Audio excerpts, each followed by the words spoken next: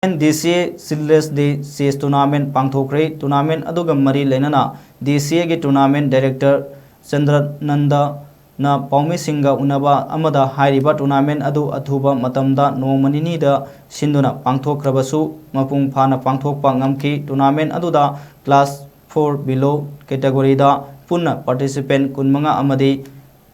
class 5 to 12 ki category gi oina participant kuntramapanna saru yaduna category ani thongna tournament adu pangthoki participant sing adu athubada national gi thakta thoktuna manipur gi mingset purakpa ngamlagani haibagi thajaba leiri haina makhana makhatana phongdokhe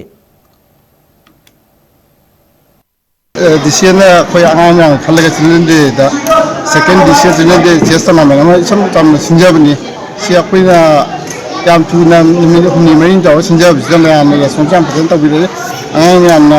hoji ko total oina akwina category ani ka khadok chabni amana class 4 below na ade amana 5 to 12 na aduda hoji lam sanai bangang che 5 to 12 sina 39 ni aduga class 4 below na 25 participants ne total 66 or chi manunda nupi macha 12 yawu aduga CNR da khoi se player sanai ngan che khoi mani pi tungi yubira na tani khoi angang ho jersu mu yang tina haire mu je khoi sahi aman simang da mo je national level da dia dum phasan thula ga dum prize ga long bu ngam ni khamjai